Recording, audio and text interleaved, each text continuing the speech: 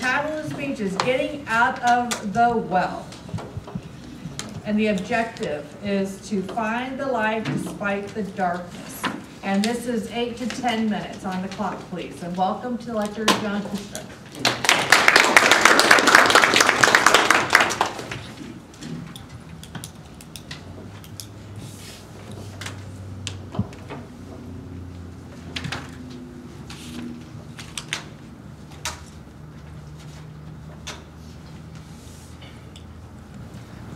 Who here has been severely depressed in life?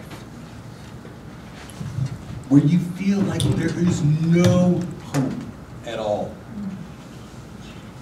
You are so deep in a well of despair that when you look up, the only light that you see is a mere pinprick of light in an otherwise black canvas. You are alone.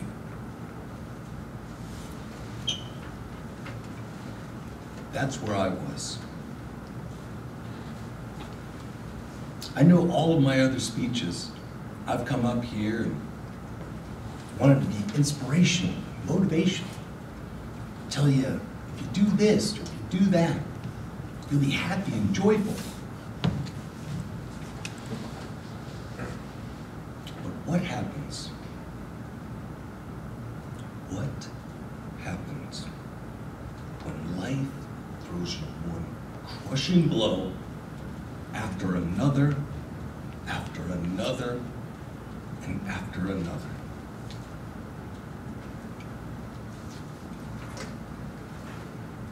Many years ago, I started a home health company right out of my house. I figured, why not? I live it every day of my life. We would provide caregivers for people with all different kinds of disabilities. Well, after a lot of hard work and a lot of lessons from the man upstairs, I was able to grow that business from the dining room of my home to 3 offices with over 300 employees and about 300 clients as well. I loved it.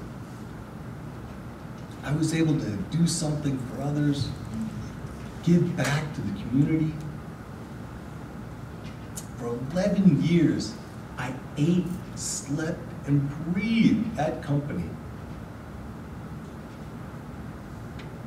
And then all of a sudden, one day, without any warning, poof, it was gone. I was forced to close the doors and shut down my company. I was devastated. Hundreds of people out of work. Hundreds of people without services. And believe me, that did not go unnoticed. It was all over the news. Local businessman shuts down agency. Hundreds without jobs. Hundreds more without services.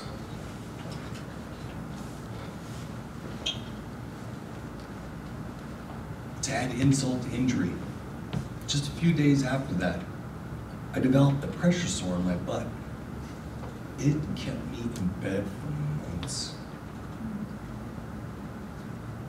You're probably thinking, well, at least you had some good friends come by and visit you. They were by your side. No. There were a lot of friends that I thought that I had. And the last day that I ever saw them or spoke to them was the day that I shut the doors to my office. And what about some of your caregivers? The ones that have been loyal to you, that have been around for years. I'm sure some of them stuck by. No.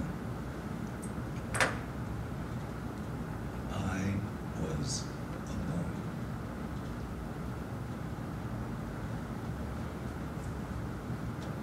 Many more months went by. Oh, and I'm still in bed with that pressure sore. There was a knock on the door. Was it a friend coming by to visit? Maybe a caregiver dropping by to say, hey, just wanted to see how you're doing. You need any help?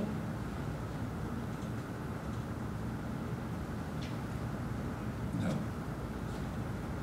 It was a process server telling me that my dream home that I had built was now in foreclosure.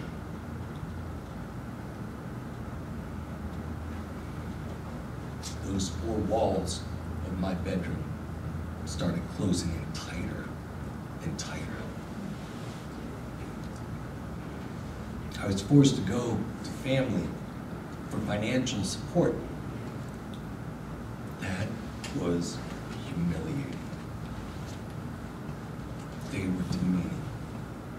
I was berated. I was labeled a failure. You know, I could go on and on.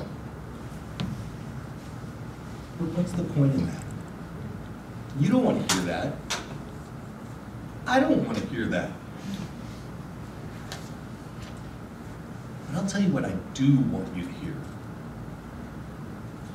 I decided I was not going to focus on my demise. I was not going to focus on the things that I didn't have, or the things that I lost or were taken away. I focused on the things that I did have, and the new and great things that were coming in my life. And one of the greatest things that came into my life was my soulmate, Erica.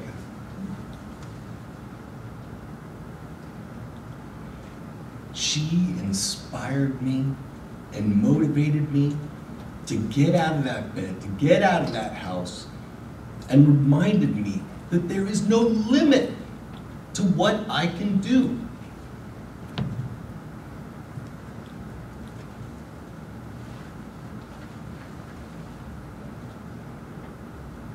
I said it before, and I will say it again. If there is nothing else good that comes from the closing of my company, other than having met my soulmate,